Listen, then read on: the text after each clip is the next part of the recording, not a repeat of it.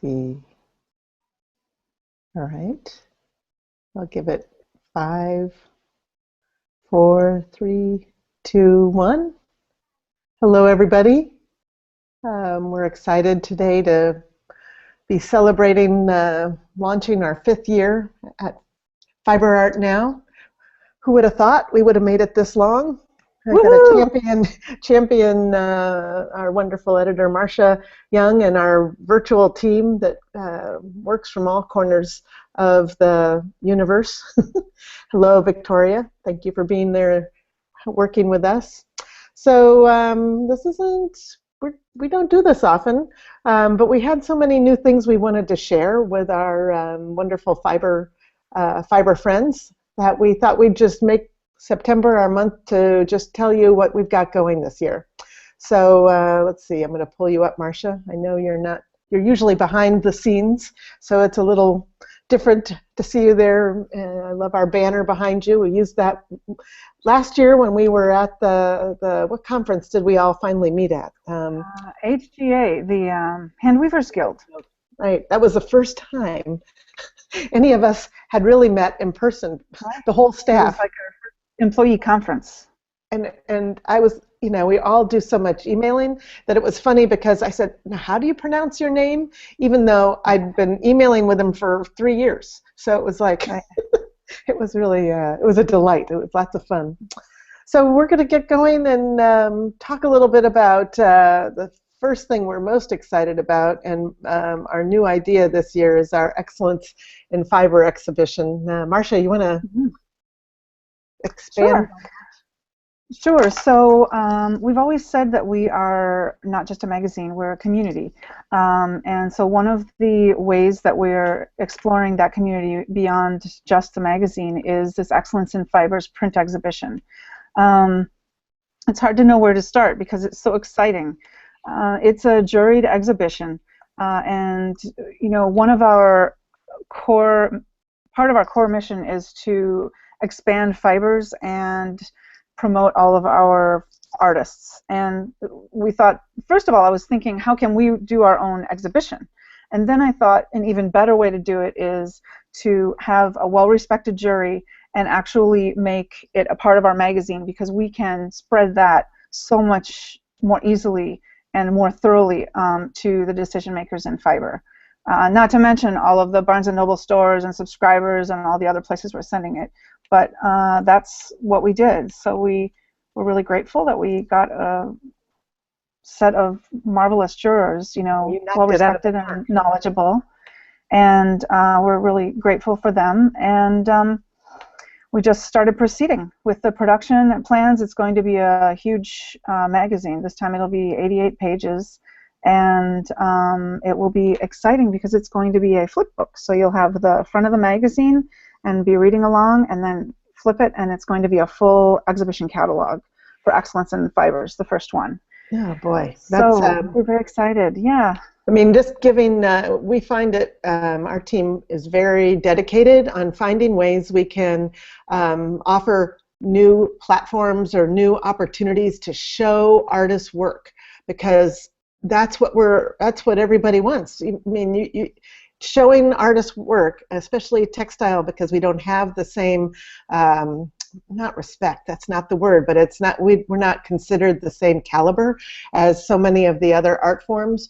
So giving, whether it's on Facebook or in this amazing exhibition magazine that we're putting together, that's our mission.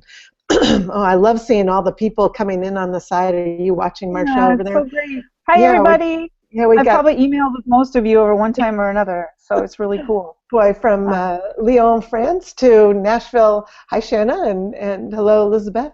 And Rebecca says here she's working on trying hard to finish a piece so she can enter for our... Yay, I'm so glad. Yeah, we were lucky we were able to extend that deadline for October 1st. Yeah, so until October 1st. So get it ready.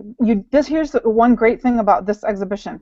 If you sold the piece because it was one of your best pieces ever, you can still enter it as long as you have awesome photos, because that's what we really care about for this one. So a lot of people have asked, can I still enter if it can't travel? No problem, because our original plan is this isn't a physical exhibition. You know, it's a place for you to showcase your best work. And of course, on a behind the scenes, our selfish goal of the whole production team is we can't wait to see every single entry, even though not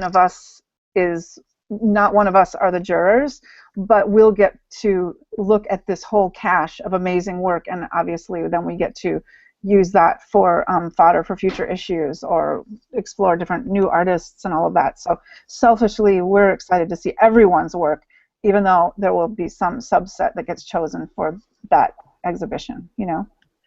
Yeah, and you want to talk about the awards? Yeah, so the first prize is the Paul J. Smith Award for Excellence. Excuse me, it's a $600 prize. And then there's a Fiber Art Now prize, which is $400.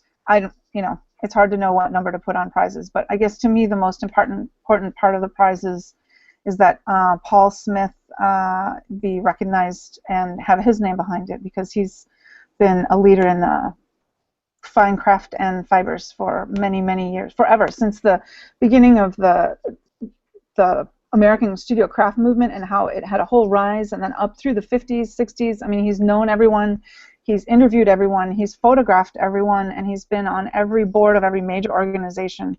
And he's just passionate and energetic about fine craft, specifically fibers. So that's why we wanted it to be the Paul J. Smith Award for Excellence, you know, because he's excellent. You know, really, one of those people who's leaving an amazing legacy. So. And he inspires all of us, because that's how we're hoping to keep that spirit going, for sure. Mm-hmm. How many, I know we were talking a little bit about where you're hoping to get the magazine out to. It's not, I think you talked a little bit about it, but. Yeah, well, our base, of course, is all of our subscribers, plus I've said before, I'm sure, but we have over 400 Barnes & Noble stores in the U.S., a couple of hundred chapters in Canada, and then we have some independent bookstores, and I found our magazine in Western Massachusetts at a little newsstand place. So there are a few, I don't know exactly which ones, but that's newsstand. Then we have some newsstand in the UK. But outside of all that, we're personally sending over 100 copies out to decision makers in Fiverr. And when I say personally sending, I just want to convey that we're not just sending out free copies to anyone. We're sending, a package, a flat rate package, with a personal letter from us introducing the artists who are in this exhibition, and that's, to me, is sort of the core of why we're doing Excellence in Fibers, Yeah, to make sure we're helping an introduction. We're offering an introduction through using this this collector's edition. Yeah, and I think, I know already it's going to be more than 100, but as we were talking about just before this, when we were practicing for this program, I don't know exactly what the number. I just know it will be over 100, because there are more craft museums than that in the U.S., or craft-oriented museums, or you know what I mean. So we're committed to at least 100, but it'll almost certainly be more. So, yeah. Shanna's asking a question. What is the current subscriber readership? Yeah, we have over 6,000 right now, and it grows every month. So I don't know if that seems big or small, but we're about 4 years old, so we're doing. So, yeah. We push, we share, we. I'm excited because my side of the project here is all the social media, and we have over 60,000 Facebook members, and there's just I get really excited about the exchange the global exchange that happens on Facebook. There's so many people that talk and share. I was saying earlier, the rug hookers in Australia are talking to the rug hookers in Nova Scotia, and how wonderful is that? That's what it's all about. Yeah. So I guess you could say our reach is a lot more than simply the subscribers. And I guess I should say also, we are committed to being a worldwide community. So that sometimes means, of course, its postage is so much more leaving the U.S., but we're committed to that. And so I don't know the exact percentage of like U.S. domestic and international subscribers, but maybe I'm guessing around 20 to 25% international. I didn't prepare that for today, but yeah, I mean, because this is the thing is, our readers in the U.S., they want to know what people in the world are doing. They don't, you know, everyone wants to learn about everyone else because fiber artists are often working in a silo, you know, and so it's really important to see what everyone's doing. Yeah, that's a good point, and that's why if any of you are on any other social media, just hashtag FiberArtNow, because that way, if everybody's using it, we all see each other's work that way. And I'm always hashtagging Fiber Friends. I don't know if that's going to trend anytime in my lifetime, but that's a good one. But that's my goal.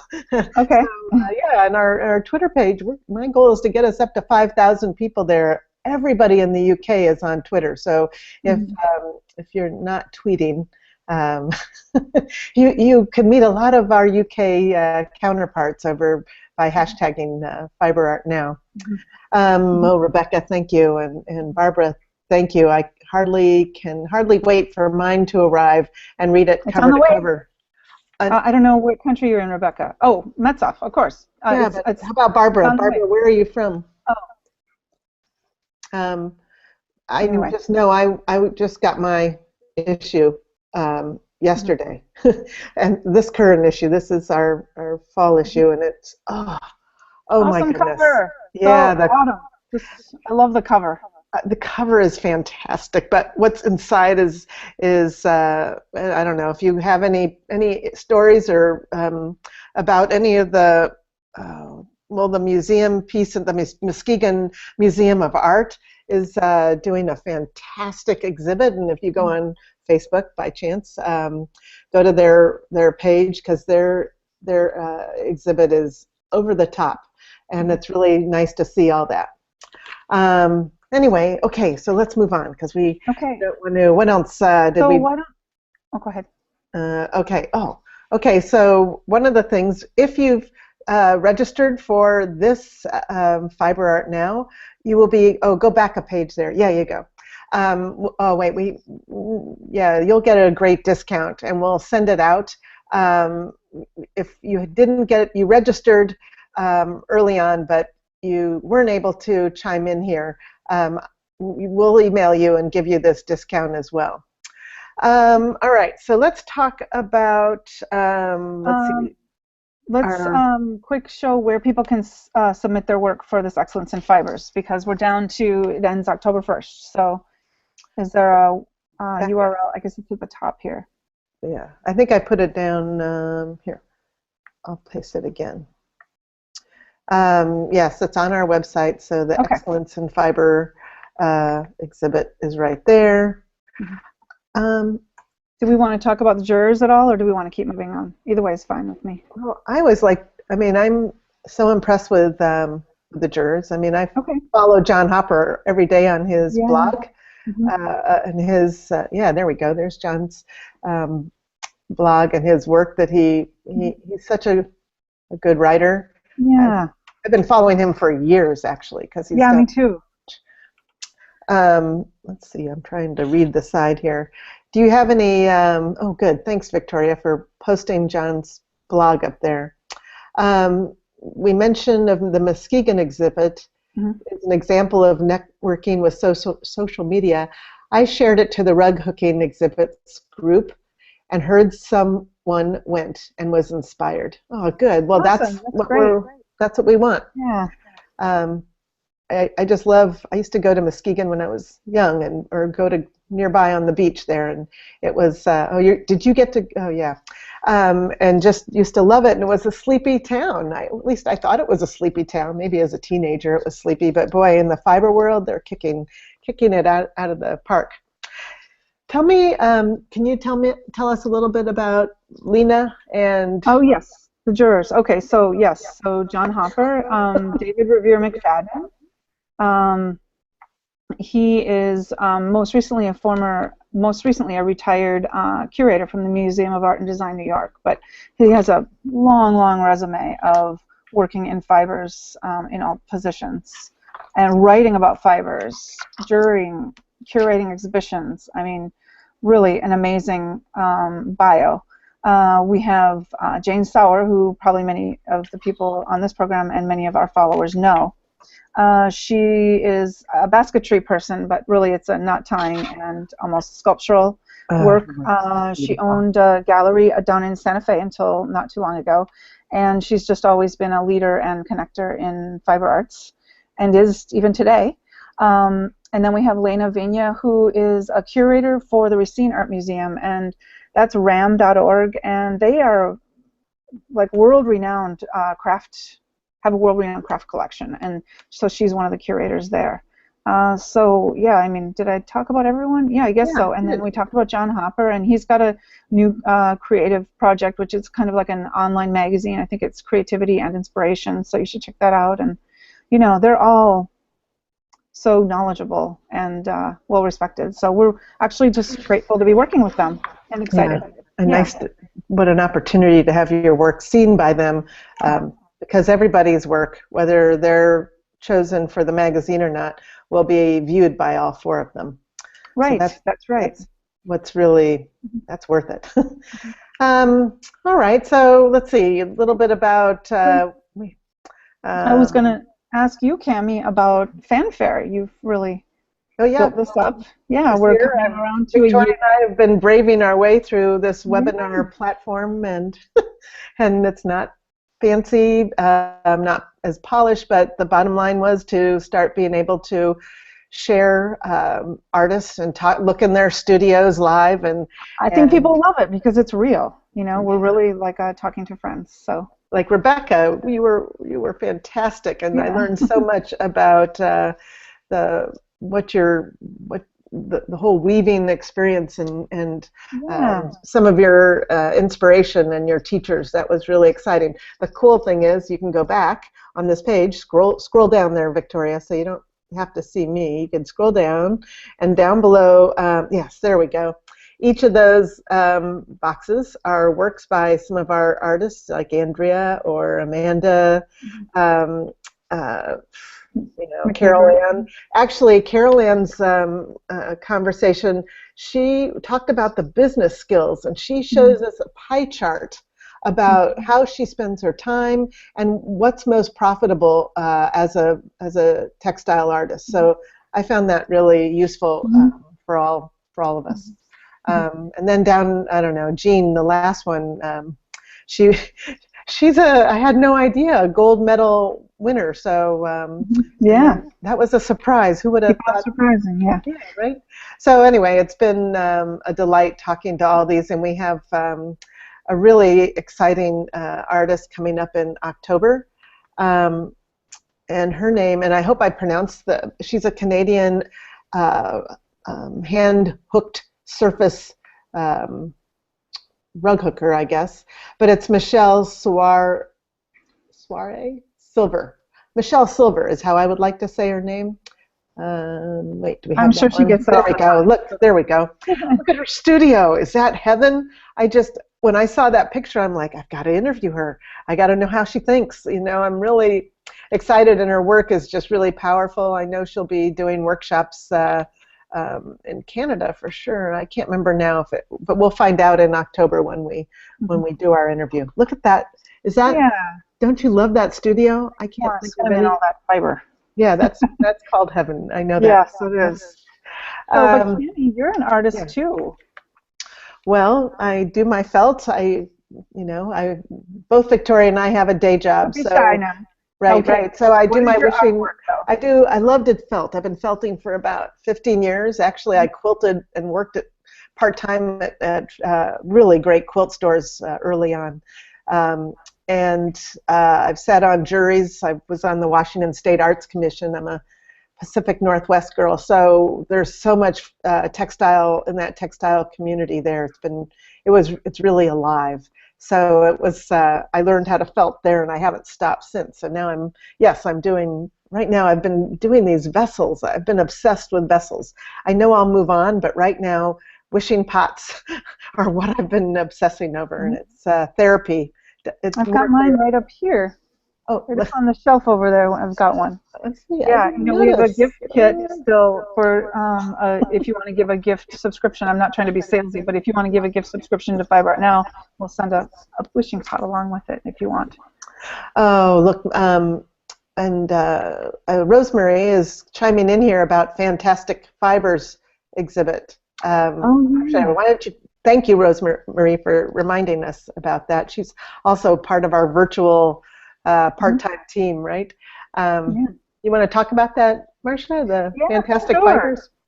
Yeah, so we were going to make up a big story about our head corporate offices, but actually, yeah, we all work from home or from a home office, and we all work where we live on the magazine. And so I feel like that really defines us in a way, not only because that's a really contemporary way of working, and it's very kind of now and everything, but even more than that, to me, it really highlights how much every one of our staff members has integrated Five Art Now into their lives. And I guess to me that's so impactful, you know. And yeah, so we have Cami in Florida. I'm in Massachusetts. We have our designer is in Baltimore area. We have Vermont is our managing editor. Our circulation director is in Chicago, and we have upstate New York is our advertising director, and we have Rosemary Steele, who is down in Kentucky, Paducah area. Paducah. Quilt capital. She helped put Paducah on the map, I think. Yeah. So, right? Yeah. Yeah, the Fantastic Fibers exhibit was one I really wish I was able to have gotten to, because it was pretty amazing. Okay, so we don't want to go much longer here, but because we know everybody's got busy Sundays, but I did want to make sure, let's see, we had a couple more things. Back issues, got back issues. If you are interested, there's a really good deal for back issues. And you can complete, if you want to get a whole collection or whatever, we're just selling them cheaply because, you know, we want everyone to have them in their own collection. Thing. So yeah. I'm pulling this up. There we go. And then we'll talk more about this, but our trip to Italy, we're really excited about this. So it's this time next year, so we'll have time to go go into more depth about it. But it's with our friends from the DHG Dying House Gallery over in Prado. What a cool place! And we're going to have classes there, and Cami is going to teach one of them. That's really awesome. Yeah. Wait, hold on. I know you're trying to find that, Victoria. There we go. Look at this. This is Prado historically was a textile center for many years, and look at that. I love seeing a woman, two women actually, on a felted tablecloth, and see all the bags and bales of wool around them. They've been doing this for generations. Generations. So we're excited. So it's going to be exciting. And the DHG team is amazing to work with. They have a lot of good workshops coming up, and they're so nice. They're so much fun. Yeah. I heard there's maybe some good wine and food in Italy. I'm not sure, but we could probably check that out too while we're there. Yes, I'm all for that. I'm all for checking out wine and food in Italy. Yeah. All right. So I guess we should just wrap it up. We wanted to make sure it wasn't too long. And Barbara, thank you for coming through, and Rosemary and Shana and Susan and all of you. We appreciate your loyalty.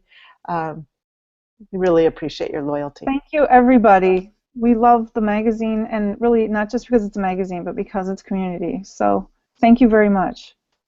All right, Marcia. Thanks, Victoria. Bye, everybody. Have a great week. Okay, go be creative. Go make something. Yeah. And show me on Facebook. Thank you. Bye-bye. Thank you. Bye-bye.